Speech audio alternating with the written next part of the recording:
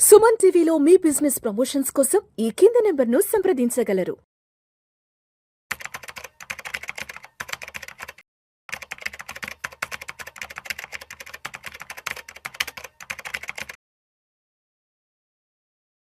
నమస్తే హర్ష.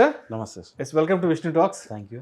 సో హర్ష, ఇవాళ రోజుల్లో కాలేజీ స్టూడెంట్స్కి చాలా త్వరగా ఉద్యోగాలు వచ్చేస్తున్నాయి. ఒక 21-22కి కాలేజ్ ఎడ్యుకేషన్ అయిపోగానే మంచిగా క్యాంపస్ ప్లేస్మెంట్స్ వస్తున్నాయి, మంచి అట్రాక్టివ్ శాలరీస్ కూడా వస్తున్నాయి. చాలామందికి ఓపెనింగే నెలకు ఒక 50,000 రూపాయలు శాలరీస్ వస్తున్నాయి, కొంతమందికి ₹1,00,000, అంటే బేస్డ్ ఆన్ వాళ్ళు సెలెక్ట్ అయిన కంపెనీని బట్టి. అయితే ఈ నేపథ్యంలో ఏం జరుగుతుందంటే హర్ష, సరే 22-23 కల్లా జాబులు వచ్చేస్తున్నాయి, మంచి శాలరీ ప్యాకేజ్ వస్తుంది కదా అని చెప్పి చాలామంది ఏం చేస్తారంటే లైఫ్ని ఎంజాయ్ చేద్దాము, చిన్న వయసులోనే జాబ్ వచ్చేసింది, చేతి నిండా డబ్బులు, సంవత్సరానికి ఓ 15 లక్షలు, 16 లక్షలు, 18 లక్షల రూపాయల ప్యాకేజీలు వచ్చేస్తున్నాయి కాబట్టి సరే లైఫ్ ఎంజాయ్ చేద్దామని చెప్పి ఒక 5-6 సంవత్సరాలు అలా కాలగర్భంలో కలిపేస్తారు, ఎంజాయ్మెంట్ పేరుతో కాలగర్భంలో కలిపేస్తారు. అప్పటి వరకు ఎటువంటి ఫైనాన్షియల్ ప్లానింగ్ అనేది ఉండదు. ఏది 26, 27, 28 వరకు. సరే మొత్తానికి ఒక 30 సంవత్సరాల వయసు వచ్చాక అప్పుడు రియలైజ్ అవుతారు, అరే 30 వచ్చేసినాయే, పెళ్ళి కూడా అయిపోవస్తుంది, ఇంట్లో వాళ్ళు పెళ్లి సంబంధాలు చూస్తున్నారు, అండ్ మనకి త్వరలో మ్యారేజ్ కూడా కాబోతున్నట్టు కూడా 30 ఏళ్ళ వయసు వచ్చాక అప్పుడు రియలైజ్ అవుతుంటారు చాలామంది ఏదైనా మంచి ఇన్వెస్ట్మెంట్ చేయాలని. మరి 30 సంవత్సరాల వయసులో రియలైజ్ అయ్యి ఏదన్నా ఇన్వెస్ట్మెంట్ చేయాలి అనుకున్న వాళ్ళు 30 ఏళ్ళ నుంచి నెక్స్ట్ 15 ఇయర్స్ అంటే 45 సంవత్సరాలు వచ్చేటప్పటికి ఏదైనా ఒక పెద్ద కార్పస్ని క్రియేట్ చేసుకుని మనం కోటీశ్వర్లు అవ్వడానికి ఏదైనా అవకాశం ఉందంటారా, ఏదైనా ఒక మంచి ఇన్వెస్ట్మెంట్ ద్వారా? చాలా మంచి క్వశ్చన్ సార్. లైక్ 22-30 అందరూ లైఫ్ ఎంజాయ్ చేయడంలోనే ఉంటారు. 30 వచ్చేసరికి మ్యారేజ్ అయ్యి పిల్లలు రావడం, ప్లానింగ్ చేసుకోవాలని భయం అనేది అప్పటి నుంచి మొదలవుతుంది. కరెక్ట్. సో మీకు 30 నుంచి మీరు అన్నట్టు 45 అని అనుకుంటే 15 ఇయర్స్లో మీరు ఒక డీసెంట్ అమౌంట్ కార్పస్ బిల్డ్ చేసుకోవాలంటే మీకు దానికి ఫైనాన్స్లో ఉండే one of the simplest formula ఏంటంటే 15-15-15 అని అంటాం. ఈ ఫార్ములాని అప్లై చేస్తే బేసికల్గా ఆ ఫార్ములా ఏం చెప్తుందంటే మనకి ప్రతి నెల 15,000 రూపాయలని మీకు వచ్చే శాలరీలో 15,000 రూపాయలని ఎక్కడైనా ఎస్ఐపిలో పెట్టాలి. మీరు పెట్టిన డబ్బులు ప్రతి సంవత్సరం 15% రిటర్న్స్ రావాలి ఆన్ అన్ యావరేజ్. అలా 15 ఇయర్స్ వరకు కనుక మీరు చేస్తే, అంటే 30 నుంచి మొదలై 45 రీచ్ అయ్యేంత వరకు ప్రతి నెల కూడా 15,000 ఎస్ఐపి పెట్టి ఇన్వెస్ట్ చేసి ఎండ్ ఆఫ్ ది ఇయర్ అది 15% ఈచ్ ఇయర్ గ్రో అయితే మీరు 30 స్టార్ట్ చేసిన వాళ్ళు 45 వచ్చేసరికి మీకు అమౌంట్ 1 crore అవుతుంది. ₹1 కోటి జమ చేసుకోవచ్చు. సో మీరు 2 crores చేసుకోవాలంటే 30,000 పెట్టాలి, 3 crores అవ్వాలంటే 45,000 స్టెప్ అప్ చేసుకుంటూ పోవాలి ఎస్ఐపిని.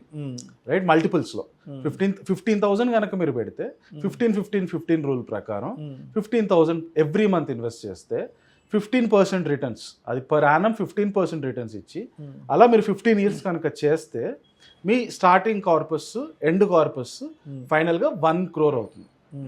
రైట్, ఇది ఎందుకు అంత ఇంపార్టెంట్ అంటే మీకు అదొక హ్యాబిట్ అవుతుంది. ప్రతి మంత్ నాకు వచ్చే శాలరీలో ఎంత వచ్చినా సరే నేను మాత్రం ఫిక్స్డ్గా 15,000 తీసి పక్కన పెట్టేస్తాను. దాన్ని మీరు ఈవెన్ ఎవ్రీ స్టెప్ అప్ కూడా చేయాల్సిన అవసరం లేదు. జస్ట్ 15,000 యాజ్ ఇట్ ఈస్ అలా పక్కన పెట్టేస్తే చాలు. మీకు వచ్చే ఎక్స్ట్రా బోనస్లు అవన్నీ కూడా మీరు మిగతా వాటి యూజ్ చేసుకోవచ్చు. ఆటో డెబిట్ పెట్టేసుకోవచ్చు, ఏ గోల్ లేకుండా. శాలరీ పడంగా 15,000 ఎస్ఐపీల కోసం అని. కరెక్ట్. 10వ తారీఖు 15వ తారీఖు ఇప్పుడు ఆ ఆటో డెబిట్ పెట్టేసి మర్చిపోవాలి. ఇంకా 15 ఏళ్ళ తర్వాత మళ్ళీ అది గుర్తుకు రావాలి. సో 15,000 జస్ట్ మీకు మంత్లీ వచ్చే దాంట్లో నుంచి ఎస్ఐపి పక్కన అలా వెళ్ళిపోవాలి.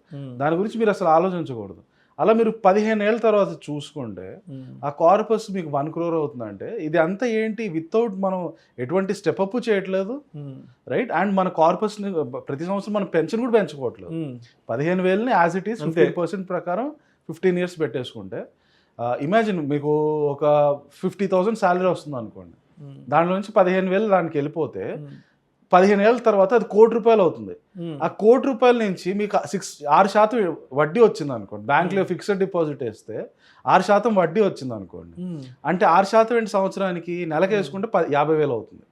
మీరు ఈరోజు ఎంతైతే మీకు 50,000 సంపాదిస్తున్నారో ఈ 1 crore నుంచే మీకు అది జస్ట్ వడ్డీలో వస్తుంది 50,000. అంటే ఆ రోజు మళ్ళీ ఈ ఇన్వెస్ట్మెంట్ తీసుకెళ్ళి మళ్ళీ ఎక్కడైనా పెట్టాలంటారు. ఏది ఇప్పుడు మీరు చెప్పిన 10 year ప్రకారం 30 ఏళ్ళ వయసుకి స్టార్ట్ చేసావు, 45కి మన ఇన్వెస్ట్మెంట్ అనేది మెచ్యూరిటీ అయిపోయింది. సో 46వ సంవత్సరం తీసుకెళ్ళి మళ్ళీ ఇన్వెస్ట్మెంట్ చేసుకోవాలంటారు దాన్ని, ఆ ₹1,00,00,000ని. 45 తర్వాత ఆ ₹1,00,00,000 తీసుకొని సింపుల్ గా బ్యాంక్ లో FD వేసేసి, జస్ట్ బ్యాంక్ FD అంతే. సంవత్సరానికి 6% ఇస్తారా బ్యాంక్ FD? ఈజీ. 6% అంటే ఏంటి? 6 లక్షల 12 నెలలకు ఎంత అవుతుంది? నెలకి 50,000 అవుతుంది. అది మీ ఈ రోజు శాలరీ. మీకు అది మీకు ఈ రోజు వచ్చే మంత్లీ 50,000 శాలరీలో 15,000 తీసుకెళ్ళి ఇది చేస్తున్నారు. 15 ఏళ్ళ తర్వాత దాంట్లో నుంచి వచ్చే వడ్డీయే మీకు ఈ ఫుల్ శాలరీ అవుతుంది. అది దీనికి ఉన్న పవర్. దీన్నే పవర్ ఆఫ్ కాంపౌండింగ్ అని అంటాం. సో మనం పెట్టే ఇన్వెస్ట్మెంట్లు అన్నీ కూడా చక్రవడ్డీ ప్రకారం పెరిగి ఈరోజు మీరు ఎంతైతే శాలరీ మీకు వస్తుందో ప్రతి నెల, అది జస్ట్ మీరు చేసిన సేవింగ్స్లో నుంచి వచ్చే వడ్డీ అంత అవుతుంది. వడ్డీ. అండ్ మీకు మార్కెట్లో ఇంకా మంచి ఆప్షన్స్ ఉన్నాయి. సంవత్సరానికి 12%, 15% తెచ్చుకోవడానికి మంచి ఇన్వెస్ట్మెంట్స్ ఉన్నాయి. నేను మీకు చెప్పింది చాలా బేసిక్. బ్యాంక్లో FD పెట్టేస్తే చాలా, అది మీ శాలరీకి ఈక్వల్ అయిపోయింది. రైట్. సో హర్ష, ఇప్పుడు మీరు చెప్పినట్టు సరే 30 ఏళ్ళ వయసులో ఇన్వెస్ట్మెంట్ చేస్తాం, 45 వచ్చేసింది. 45 వచ్చేటప్పటికి మనం ఫైనాన్షియల్గా బాగా వెల్ ఆఫ్ అయిపోయింటాం, బాగా సెటిల్ అయిపోయింటాం. సరే మనం ఆ రోజుకి జమ చేసుకున్నటువంటి ఆ ₹1,00,00,000తో సరే మనకి ఇప్పుడు ఈ ₹1,00,00,000 ఏం అవసరం లేదు కదా, ఈ ₹1,00,00,000 తీసుకెళ్ళి మళ్ళీ ఇంకెక్కడైనా ఇన్వెస్ట్ చేద్దాం అనుకున్నప్పుడు అప్పుడు ఉన్నటువంటి బెస్ట్ ఇన్వెస్ట్మెంట్ ఆప్షన్ మనం ఏది తీసుకోవచ్చు? సో మీకు ఉండే ఇన్వెస్ట్మెంట్ ఆప్షన్స్ అన్నిట్లో కూడా మార్కెట్లో రిస్క్ ఆప్టిమైజ్ అంటే కొన్నిట్లో చాలా సేఫ్ ఉంటాయి. బ్యాంక్ FD పెట్టారనుకోండి, మీకు అది సేఫెస్ట్. బ్యాంక్ ఎక్కడికి పోదు. బంగారంలో పెట్టుకుంటే బంగారం మీ దగ్గర ఉంటుంది, ఎక్కడికి పోదు. రియల్ ఎస్టేట్ కొంటే ఎక్కడికి పోదు. కాకపోతే మీకు రియల్ ఎస్టేట్లో ఎక్స్ట్రాడినరీ రిటర్న్స్ ఎప్పుడు వస్తాయంటే, ఎప్పుడో ఊరు బయట వెళ్ళే స్థలం కొంటే 15 ఏళ్ళ తర్వాత అక్కడ ఊరు పెరిగితే అప్పుడు ఎక్స్ట్రాడినరీ రిటర్న్స్ వస్తాయి. అదర్వైజ్ రియల్ ఎస్టేట్ మీకు 9 to 10% రేంజ్లో వస్తాయి. ఇవన్నీ కూడా బ్యాంక్లో FD, గోల్డ్, రియల్ ఎస్టేట్ ఇవి సేఫ్ ఇన్స్ట్రుమెంట్స్. సేఫ్ కాబట్టి వాటి రిటర్న్స్ కూడా మీకు 7 to 10%, 12% మ్యాక్సిమం ఉంటుంది. కొంచెం ఎక్కువ రిటర్న్స్ రావాలంటే 12%, 13%. అట్ ద సేమ్ టైం మరీ బీభత్సమైన రిస్క్ ఉండకూడదు. ఎందుకంటే మీకు ఒక్కొక్క స్టాక్ సెలెక్ట్ చేసుకున్నారనుకోండి, అది చదివేదానికి అనలైజ్ చేసుకోవడం చాలా టైం పెట్టాలి, దాంట్లో రిస్క్ ఎక్కువ ఉంటుంది. ఇవన్నీ వద్దనుకుంటే సింపుల్గా నిఫ్టీ ఏదైతే మార్కెట్ ఇండెక్స్ ఉంటుందో, సెన్సెక్స్ కానీ నిఫ్టీ కానీ ETF అని ఉంటుంది. అది మీకు సేఫెస్ట్ ఇన్స్ట్రుమెంట్. ఈ గోల్డ్, మీరు వేసుకున్న చిట్ ఫండ్స్ కానీ, బ్యాంక్ FDలు కానీ, బేసిక్ రియల్ ఎస్టేట్ కానీ, వీటన్నిటికీ మించి ఎక్కువ రిటర్న్స్ వస్తుంది. 12 to 15% రేంజ్లో వస్తుంది. అండ్ మీకు దాంట్లో చాలా అనాలిసిస్ చేయాల్సిన అవసరం లేదు, రిస్క్ ఎక్కువ ఉండదు. ఎందుకంటే నిఫ్టీయే పోయిందని అంటే దాని అర్థం ఇండియా మునిగిపోయినట్టు. అలాంటి టైంలో మీ దగ్గర డబ్బులు ఉండి పెద్ద ఉపయోగం లేదు. నిఫ్టీ ఎక్కడికి పోదు. నిఫ్టీలో మీకు 12 to 15% డీసెంట్ రిటర్న్స్ ఎప్పటికీ వస్తుంది. సో 45 years తర్వాత కూడా మీరు మనీని ఇంకా గ్రో చేయాలనుకుంటే బెస్ట్ ఆప్షన్ మీకు నిఫ్టీ ETF. సేఫ్గా మీ ₹1,00,00,000 అక్కడే ఉంటుంది. దాంట్లో నుంచి ఆన్ అండ్ యావరేజ్ 12 నుంచి 15% మీకు ప్రతి సంవత్సరం రిటర్న్స్ వస్తూనే ఉంటాయి. సో హర్ష, ఇప్పుడు మీరు చెప్పినట్టుగా 45 సంవత్సరాలు పూర్తయ్యేటప్పటికి ₹1,00,00,000 వచ్చేసాయి కదా. సరే ఆ రోజుకి ఇంకా ₹1,00,00,000 అవసరం లేదనుకొని ఇంకొక 15 years మళ్ళీ ఆ ₹1,00,00,000 తీసుకెళ్ళి మనం మ్యూచువల్ ఫండ్స్లో లంసమ్ ఇన్వెస్ట్మెంట్ కనుక చేసుకొని 60వ ఏట తీసుకుందాం అనుకుంటే అప్పటికి రిటర్న్స్ ఎట్లా ఉంటాయి? సో ఈ 1 crore యాజ్ ఇట్ ఈస్ లంసమ్గా మీరు మళ్ళీ ఇన్వెస్ట్ చేసేసి 15 years వరకు అసలు దాన్ని టచ్ చేయకుండా ఉంటే ప్రతి సంవత్సరం అక్కడ కూడా మళ్ళీ 15% రిటర్న్స్ మనం అనుకుంటే ఎండ్ ఆఫ్ దట్ 15 అంటే మీరు రిటైర్ అయ్యే టైం 60 ఏళ్ళు అప్పటికి 8 కోట్లు అవుతుంది. 8 కోట్లు, 1 కోటి 8 కోట్లు అవుతుంది 15 ఏళ్ళు. ఎంత CAGR అన్నారు? 15% CAGR. ఓకే. ఒకవేళ మీకు 15 దొరకట్లేదు, 12% రిటర్న్స్ లో చేసుకున్న 5.5 కోట్లు అవుతుంది. 5.5 కోట్లు అవుతాయి. సో మీరు 12 to 15% రేంజ్ తీసుకుంటే 5.5 నుంచి 8 కోట్ల మధ్యలో అవుతుంది. అంటే ఈ లంసమ్ ని మీరు యాజ్ ఇట్ ఈస్ 45 ఏళ్ళప్పుడు ఒక లంసమ్ గా ఇన్వెస్ట్ చేస్తారు, 15 ఏళ్ళు దాన్ని టచ్ చేయరు. ఎప్పుడైతే రిటైర్ అవుతారో 60 ఏళ్ళకి అప్పుడు వెళ్ళి చెక్ చేసుకుంటే 12 to 15% కనుక రిటర్న్స్ వస్తే దానికి 5.5 నుంచి 8 కోట్ల మధ్యలో డబ్బులు వస్తాయి మీకు. సో అండ్ మీకు అది ఎంటైర్ మీరు కంప్లీట్ రిటైర్మెంట్ ని అది మాకు చూసుకుని మీరు ఇంకా దాని తర్వాత మీకు ఎటువంటి డబ్బులు అవసరం లేదు. సో మొత్తానికి జాబ్ వచ్చిన తర్వాత 30 ఏళ్ళ వయసులో రియలైజ్ అయ్యి ఒక 15 సంవత్సరాల పాటు SIP ఇన్వెస్ట్మెంట్ చేసుకుంటే 15% చొప్పున నెలకు ₹15,000 లెక్కన ₹1,00,00,000 వస్తాయి.